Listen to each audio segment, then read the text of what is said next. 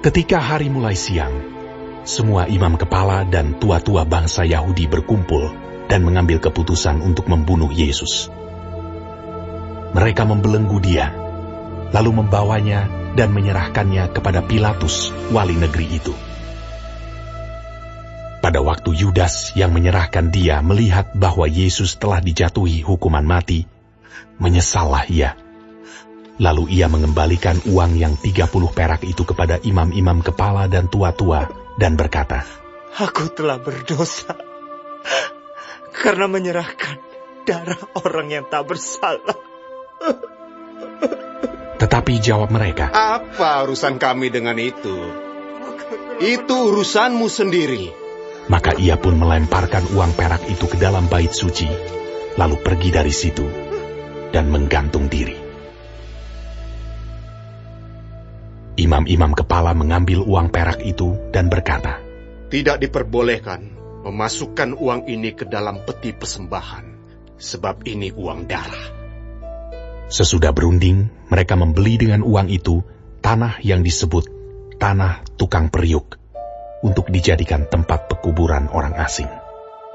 Itulah sebabnya tanah itu sampai pada hari ini disebut tanah darah. Dengan demikian, genaplah firman yang disampaikan oleh Nabi Yeremia.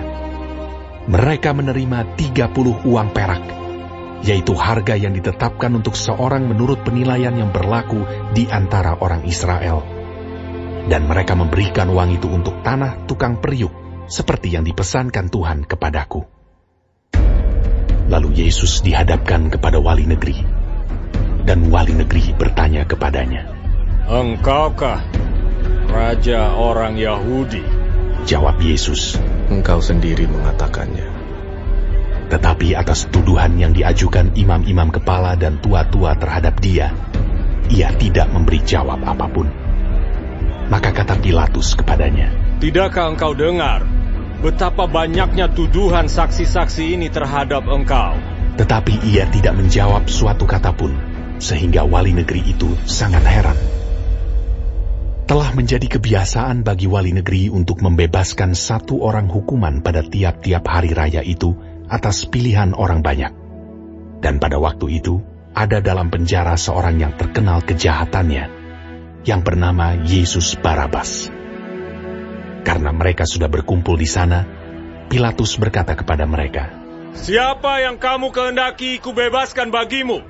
Yesus Barabas atau Yesus yang disebut Kristus?" Ia memang mengetahui bahwa mereka telah menyerahkan Yesus karena dengki.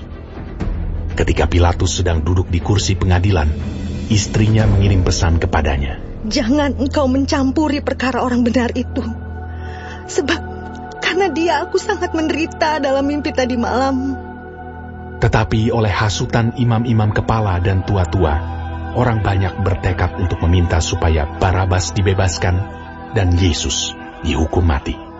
Wali negeri menjawab dan berkata kepada mereka, "Siapa di antara kedua orang itu yang kamu kehendaki kubebaskan bagimu?"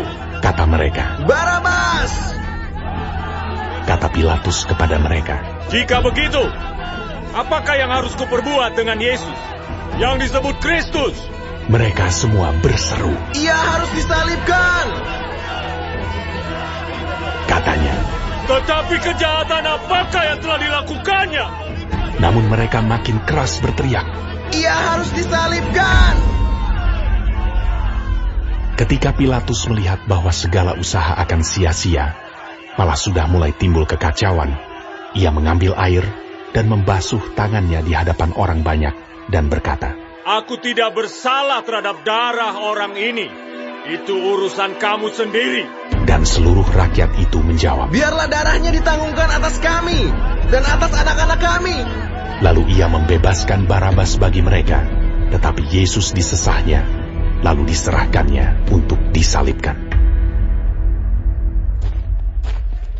Kemudian serdadu-serdadu wali negeri membawa Yesus ke gedung pengadilan, lalu memanggil seluruh pasukan berkumpul sekeliling Yesus.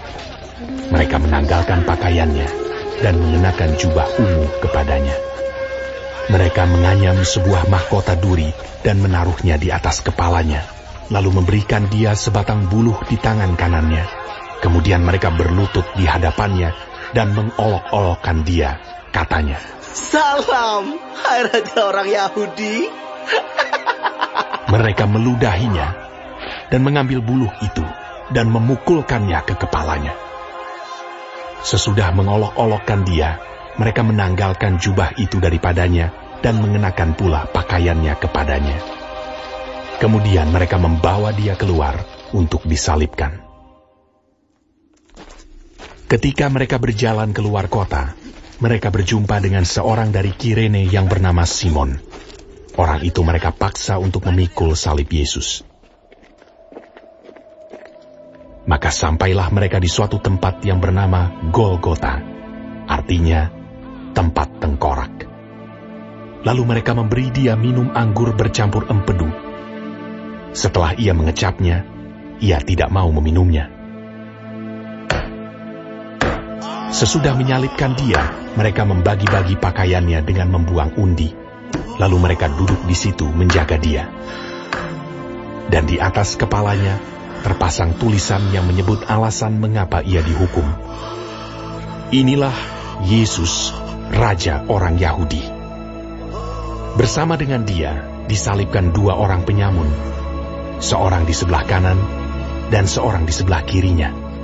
Orang-orang yang lewat di sana menghujat dia, dan sambil menggelengkan kepala, mereka berkata, Hai engkau yang mau merubuhkan bait suci dan mau membangunnya kembali dalam 3 hari, selamatkanlah dirimu. Jikalau engkau anak Allah, turunlah dari salib itu. Demikian juga imam-imam kepala bersama-sama ahli-ahli Taurat dan tua-tua mengolok-olokkan dia, dan mereka berkata, Orang lain ia selamatkan, tetapi dirinya sendiri tidak dapat ia selamatkan. Ia Raja Israel. Hah? Baiklah, ia turun dari salib itu, dan kami akan percaya kepadanya. Ia menaruh harapannya pada Allah. Baiklah Allah menyelamatkan dia, jikalau Allah berkenan kepadanya. Karena ia telah berkata, Aku adalah anak Allah. Bahkan penyamun-penyamun yang disalibkan bersama-sama dengan dia mencelanya demikian juga. Mulai dari jam 12, kegelapan meliputi seluruh daerah itu sampai jam 3. Kira-kira jam 3, berserulah Yesus dengan suara nyaring. Eli, Eli,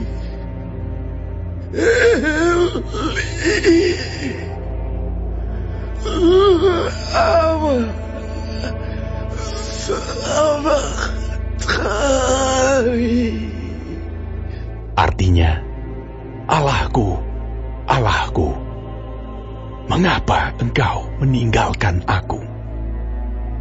Mendengar itu, beberapa orang yang berdiri di situ berkata, Ia memanggil Elia. Dan segeralah datang seorang dari mereka. Ia mengambil bunga karang, mencelupkannya ke dalam anggur asam, lalu mencucukkannya pada sebatang buluh, dan memberi Yesus minum. Tetapi orang-orang lain berkata, Jangan, baiklah kita lihat, apakah Elia datang untuk menyelamatkan dia. Yesus berseru pula dengan suara nyaring, lalu menyerahkan nyawanya. Dan lihatlah, tabir bait suci terbelah 2 dari atas sampai ke bawah. Dan terjadilah gempa bumi, dan bukit-bukit batu terbelah, dan kuburan-kuburan terbuka, dan banyak orang kudus yang telah meninggal bangkit. Dan sesudah kebangkitan Yesus, mereka pun keluar dari kubur, lalu masuk ke kota kudus dan menampakkan diri kepada banyak orang. Kepala pasukan dan prajurit-prajuritnya yang menjaga Yesus menjadi sangat takut ketika mereka melihat gempa bumi dan apa yang telah terjadi, lalu berkata, Sungguh, ia ini adalah anak Allah. Dan ada di situ banyak perempuan yang melihat dari jauh, yaitu perempuan-perempuan yang mengikuti Yesus dari Galilea untuk melayani dia. Di antara mereka terdapat Maria Magdalena, dan Maria ibu Yakobus dan Yusuf, dan ibu anak-anak Zebedeus. Menjelang malam, datanglah seorang kaya, orang Arimatea yang bernama Yusuf, dan yang telah menjadi murid Yesus juga. Ia pergi menghadap Pilatus dan meminta mayat Yesus. Pilatus memerintahkan untuk menyerahkannya kepadanya. Dan Yusuf pun mengambil mayat itu, mengapaninya dengan kain lenan yang putih bersih, lalu membaringkannya di dalam kuburnya yang baru yang digalinya di dalam bukit batu. Dan sesudah menggulingkan sebuah batu besar ke pintu kubur itu, pergilah ia. Tetapi Maria Magdalena dan Maria yang lain tinggal di situ, duduk di depan kubur itu. Keesokan harinya, yaitu sesudah hari persiapan, datanglah imam-imam kepala dan orang-orang Farisi bersama-sama menghadap Pilatus, dan mereka berkata, Tuan, kami ingat bahwa si penyesat itu sewaktu hidupnya berkata, sesudah 3 hari, aku akan bangkit. Karena itu, perintahkanlah untuk menjaga kubur itu sampai hari yang ketiga. Jikalau tidak, murid-muridnya mungkin datang untuk mencuri dia, lalu mengatakan kepada rakyat, ia telah bangkit dari antara orang mati. Sehingga penyesatan yang terakhir akan lebih buruk akibatnya daripada yang pertama. Kata Pilatus kepada mereka, Ini penjaga-penjaga bagimu. Pergi, dan jagalah kubur itu sebaik-baiknya. Maka pergilah mereka, dan dengan bantuan penjaga-penjaga itu, mereka memeterai kubur itu dan menjaganya.